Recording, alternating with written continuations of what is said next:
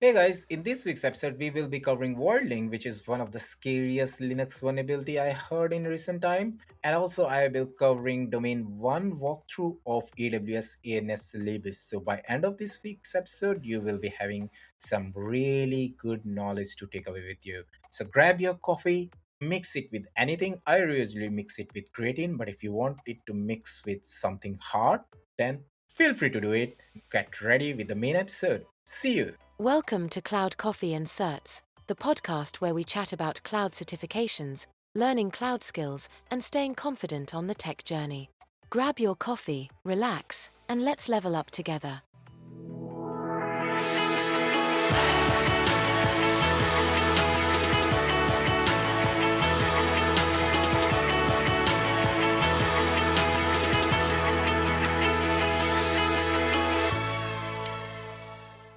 After the holidays, there's so much to clean up and get ready for the coming year. This leaves me exhausted and a lot of things falling off my to-do list. It's time to lock in, and Omaha Steaks delivers everything you crave to reset after the holidays. An order from them means having high-quality Omaha steaks on hand at all times. I'm a big meat lover myself, and I always go with medium rare. But there's also plenty of poultry and other options available. Omaha Steaks offers unrivaled quality and variety, and every bite is backed by their 100% guarantee. A family-owned company with over 100 years of expertise in the meat industry. Let Omaha Steaks deliver high-quality proteins right to your door. Visit omahasteaks.com for 50% off site-wide during their end-of-season sale. And for an extra $35 off, use promo code YUM at checkout. That's OMAHA steaks.com, promo code YUM. Terms apply. See site for details. Go to www.omahasteaks.com to get 50% off site-wide during their end-of-season sale and use promo code YUM at checkout for an extra $35 off. Minimum purchase may apply. Thanks to Omaha Steaks for sponsoring us.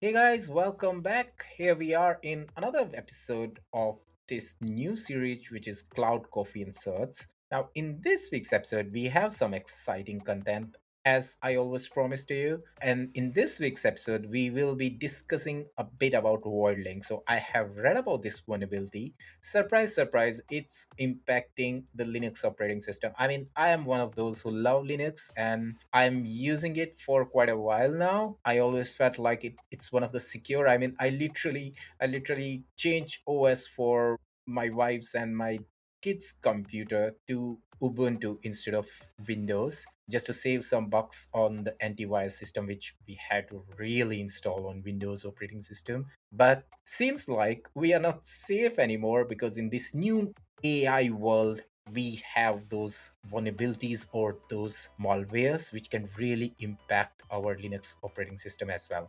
Now, if you are into the cloud, you and I, we both know that operating system in cloud is like known vendor specific or they can be known generic, but there is of course open secret like most of them use Linux as their operating system. So if you are working on cloud based infrastructure, I think Linux is heavily used everywhere and there is no sort of like exception. If there is some sort of exception, then of course I'm not the one I'm judging that vendor or organization, but there's an there's an open secret that everyone who is using cloud-based infra mostly rely on Linux. So of course we will be talking about this vulnerability. Another bit which we will be covering in today's episode is around AWS ANS. Now ANS doesn't have any sinister meaning. It's just an abbreviation for Advanced Network Specialty Certification Examination, which, if you don't recall or if you don't know by now, is the certification which we are covering in this week's episode. If you are listening a lot of background noise, then I apologize because I am finally getting some sunshine in my outhouse studio and I thought of recording this in the daytime. And when you're recording in daytime, then of course you have more background noise in terms of like traffic going in and out and a lot of like, I don't know why people use those big bikes. I used to own a big bike and I really love biking. Like I really love two wheels, but some of them like really make huge noise. So they are really loud. But anyways, if you hear like a lot of background noise, then I apologize. I'll try to do my best in post production fine tuning that I remove at best as I can. But if still there, then yeah, I'm sorry for that. So like I said, we will be covering these two topics in today's episode. And hopefully by end of the episode, you guys will be having some more knowledge around what's Voidlink. I mean, what the hell is that? And of course, I hope that you guys will be having some understanding on AWS ANS and what are different domains, what are different contents which are used in that. So by end of this episode, you guys will be really taking something with you. Let's jump into the main episode. So after this short ad break, I will be covering and I'll be starting our word link discussion. Let's hit pause on everything else for a moment and look at what's changing in the world of cloud and security lately.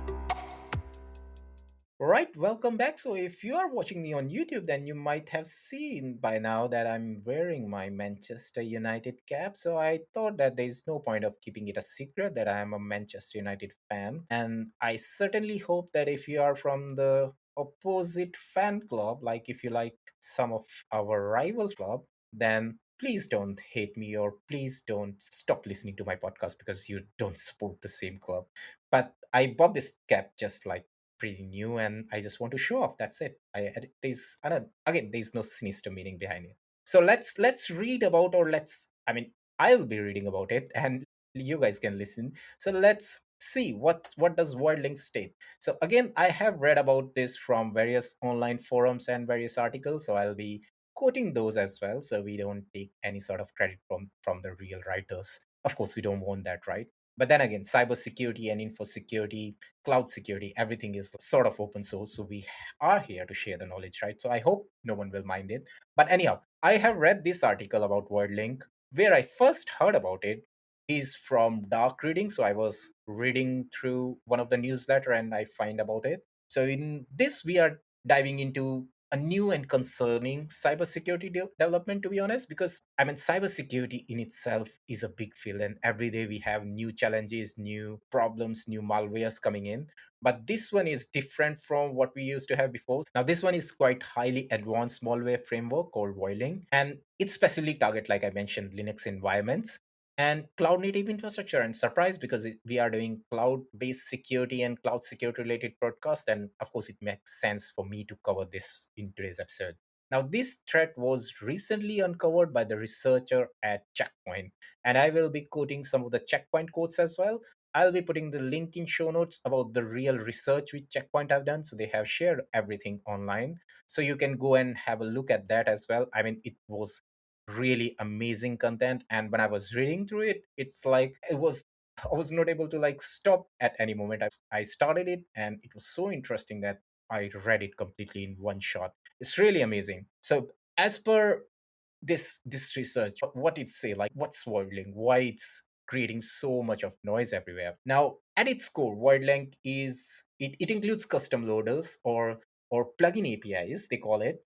And these components have their own capabilities. So it's not like it's a malware which can only impact a certain components. You can have like whole set of different ways which you can use to impact your organization which you want to attack. So as an attacker, you have like a whole set of weapons in your arsenal, no, Manchester United.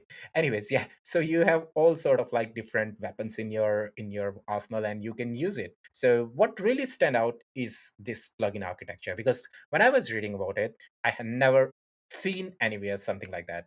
So it's built around custom APIs inspired by tools like, I think it used to be before as well, like beacon APIs, which send some sort of like beacon request back to command center. So it looks like from the crux of it, it's kind of will create a central command center for the attackers. And using that, they can control all those endpoints or all those end system they have attacked or infiltrated. Now, these can be dynamically loaded as well, and because of their persistence behavior, they can really help attackers what they want to achieve. And what's particularly worrying is its adaptive behavior. Now there comes the AI part of it. So it is having some sort of like adaptive behavior. It actively monitors the profile, and it identified what security tools your infrastructure have, and even like what sort of cloud provider is used for hosting your machine. So everything is considered.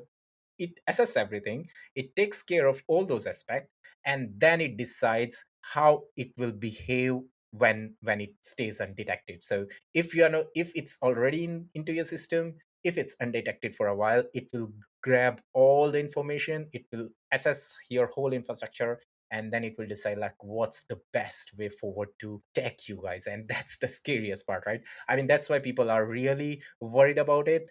And if you see, like, it can use any sort of like runtime encryption. It can perform some sort of tampering as well. It can even create rootkit methods as well. So it can, again, it have like all those sort of custom APIs and plugins which any attacker can use, and it can decide like, wait, for this organization I want to maybe encrypt the data and play around like in a ransomware. I mean, they can do all sort of fun because of it. Now, as per Checkpoint research, which I'm quoting from the article as I speak, Whirlink's architecture is extremely flexible and highly modular. To best manage an attack, Voidlink ships with a web-based dashboard. So it literally have a web-based dashboard. I mean, you can see the picture of dashboard when you go to that link, and it provides the operator with complete control of running those agents, implants, and plugins. The most interesting component of the dashboard is this plugin management panel. You've never seen anything like that before, and it allows the operator to deploy selected modules to victims and to upload custom modules. Continuing this code, WordLink is cloud first Linux implant. Once a machine is infected, it surveys the compromised system, can detect with which cloud provider the infecting system is running on. Currently, WordLink can detect AWS, GCP, Azure, Alibaba, and Tencent, with plans to add detection for Huawei, DigitalOcean, and Vulture. So it's like they are literally increasing their capabilities, and they are like literally improving their features. Like, wait, we only support these 5 cloud platforms as of now, but just wait for our next release, you will have 3 more. And still continuing the code, for all these cloud providers, WordLink queries additional information on instance metadata using the respective vendor's API. Closing this code, so we have to understand that this particular malware is really cloud native. I mean, even if your organization is not cloud native, this particular bit, this particular malware is using your cloud specific or vendor specific APIs, and it's trying to assess instance metadata. Now, if you're not aware of instance metadata, it's nothing but those additional information which you attach to your instances. So, for example, if you're an EC2 instance, you can have instance metadata information which can tell some sort of basic information like what's your IP address, whether you're using a public IP or a private IP, what DNS you're using, what sort of hostname you are having. So all these additional metadata, like which is not the real data, but it's a metadata or subdata of your instance. And and if you just think from the perspective, this information may or may not be relevant, but it's really critical because ultimately using that information, anyone can know what sort of infrastructure you're running, where it's running, what's your IP address, what's availability zone your instance is running, and whatnot.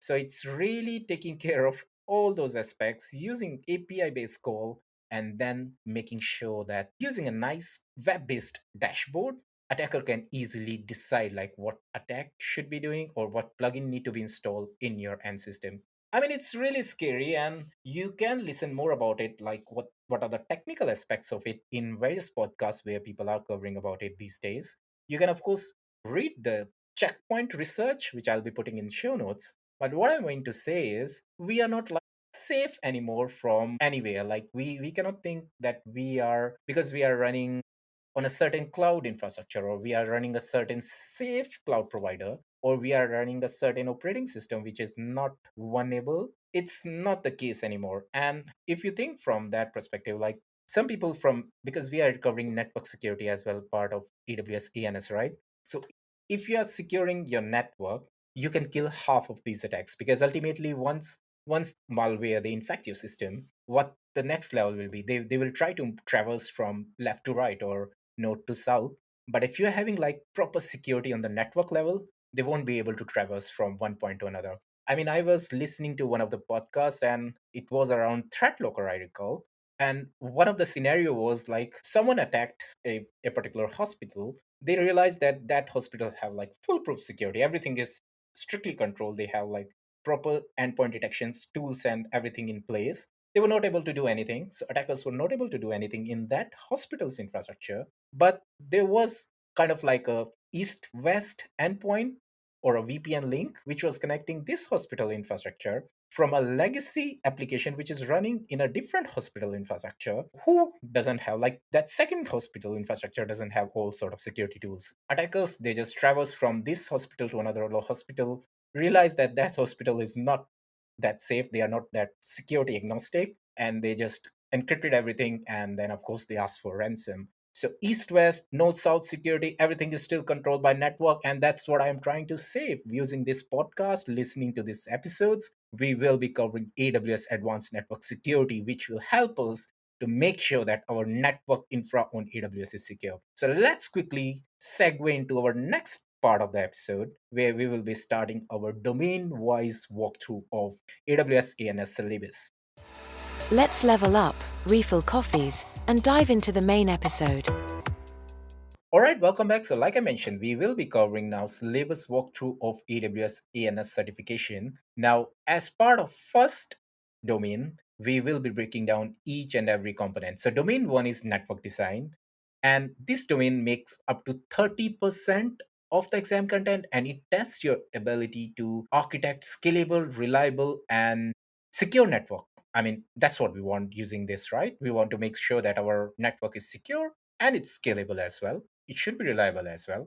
I mean, if you recall AWS well architected framework, they have all the pillars, and this one is covering two of them. It's making your network reliable, it making your network scalable as well, and of course secure as well. So as part of edge network services for global performance, so first you need to know how to design solutions that optimize performance for global users. Now, by global users, I mean users who are using your application or accessing your application from different locations around the world. And you need to make sure that not only they are able to access the application, they should be having best user experience as well. I mean, no one wants to watch a Netflix series somewhere in remote location, like in maybe in Latin America or maybe somewhere in Africa, and they are like, it's really slow there. Netflix doesn't want that. It's a revenue loss for them, right? So what they will do is they will put some sort of like CDN in the local location, and then anyone who is accessing Netflix from that local location will be having traffic from the regional content delivery network. So that's one of the point, like edge compute. And with IoT and 5G and all those advanced use cases we have in telecom industry, I mean, edge networking is a really big thing, edge computing and edge networking. So as part of this, you have to find different means. You have to select and integrate edge services like AWS CloudFront, which is AWS Content Delivery Network System, AWS Global Accelerator, which routes user over the AWS network for lower latency, and you have to assess different traffic patterns. You have to choose the right service and integrate them with the load balancer to ensure that fast and reliable services are available across anywhere in the world. As part of task statement 1.2 of the same domain, which is network design, you have to design DNS from across the environment. So DNS is of course really important, right? I mean, if you still don't know what DNS is, then I think you're in the wrong podcast, right? I mean, just kidding, right? So DNS is nothing but domain name system, which lets you use the domain names instead of IP addresses. I mean, no one wants to go to 6.34.xyz IP address just to access Pornhub. Is that the IP address? I'm not sure. If you know, then please don't tell me in the comment section. But yeah, no one wants to know the IP address. Everyone wants to know the URL because it's easy to learn and remember that. So DNS might seem simple, but in advanced architecture, it gets complex fast. I mean, it's not like simply you should know the domain name of a particular like websites or whatnot. As part of network designer, you have to know how you are using DNS, where you are putting this service, and AWS Route 53, which is AWS official DNS service. You have to make sure that you use the correct scenario, correct location for that, and of course you have to make sure you use some sort of like resolvers as well. So not every time you have to configure DNS for everything. You can even use the inbound and outbound resolvers as well, which are nothing but just DNS forwarders. Because in case of like public, private, or hybrid network, you have a different scenarios, and Route 53 can be used in different ways in the different scenarios. So it includes public hosted zones for internet facing applications, private hosted zones for private hosted applications, which you have to only access using private network. Maybe it's a private network in AWS, or maybe private network which is connecting your two sites with hybrid environment. Or you can use resolvers, just like I mentioned, for the hybrid environment specifically, or multi-account scenarios. So you can connect AWS and Azure, use the same domain across the cloud. And yeah, I mean, you need to understand all the DNS fundamentals as well, TTL, record types, and whatnot. So everything is covered as part of this DNS across environments. As part of task statement 1.3, you need to understand load balancing for high availability. Now, load balancing lets you fail over the traffic between two endpoint systems, and traffic needs to flow smoothly. I mean, that's what the whole requirement is. This particular task statement focuses designing load balancing solutions that meet availability, scalability, and security requirements. So you will explore load balancing across different OSI layers, understand various type of load balancer, elastic load balancer, classic application or network load balancer.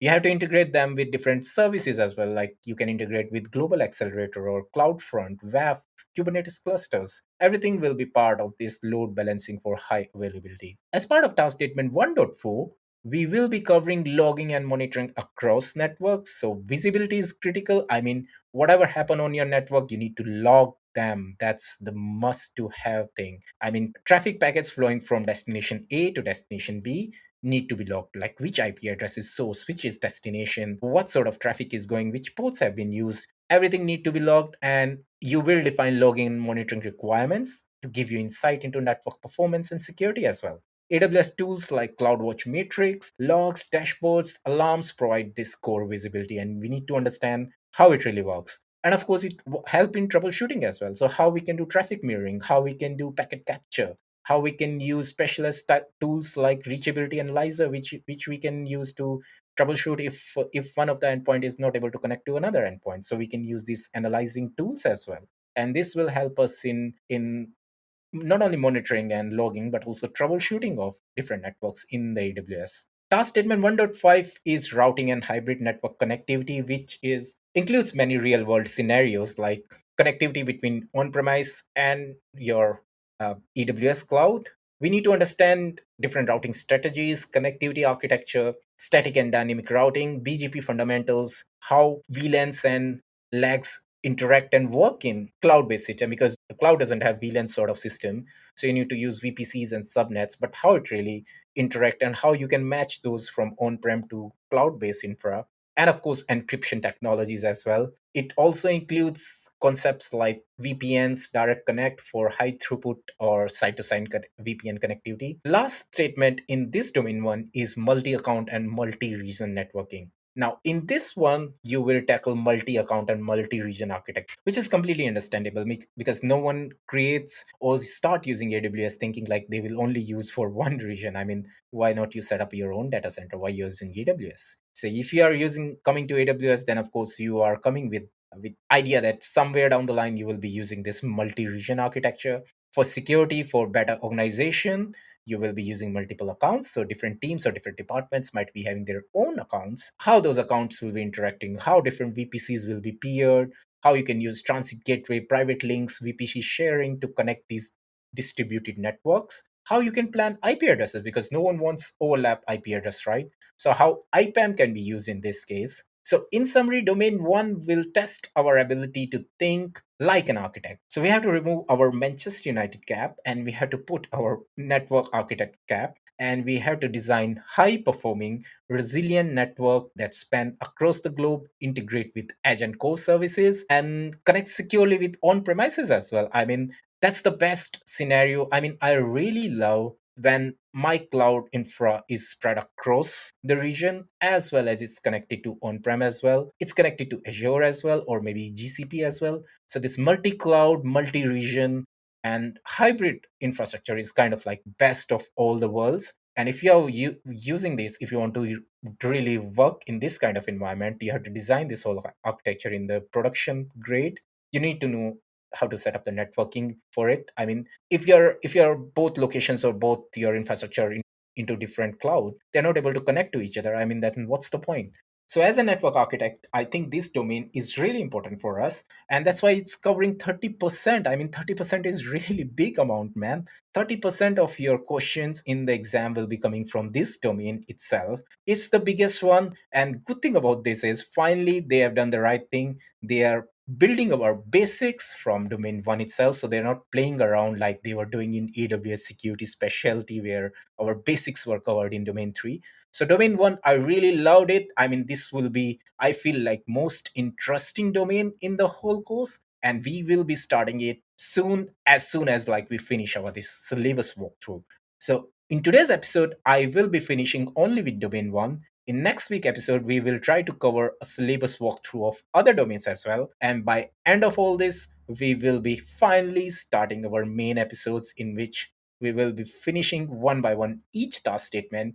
And by end of it, we will be going with our AWS ANS certification exam. And like I said, I will be throwing these episodes fast on your faces. So please be ready, please be prepared, buckle up. More episodes are coming, more information is coming, and we have to get this done before the first half of 2026. So this will be our certification one of this year, and in the second half we'll be targeting another certification. So this time we are doing two certifications. So don't worry, we will be covering all sort of topics of this certification exam, and then we'll quickly find out like what we can do next. But like I said, just get on with it, just get the vibe and start thinking as a network architect. All right, that's it for today's episode. If you like it, then please like, subscribe, comment. If you don't like it, still please listen to it because it's really useful. Even if you don't like it, try to learn what I'm saying. Anyways, goodbye and good luck, and we will meet you soon in the next episode. You've been listening to Cloud, Coffee, and Certs. Thanks for tuning in. Don't forget to follow and share if you enjoyed this episode. Until next time, keep learning and keep growing.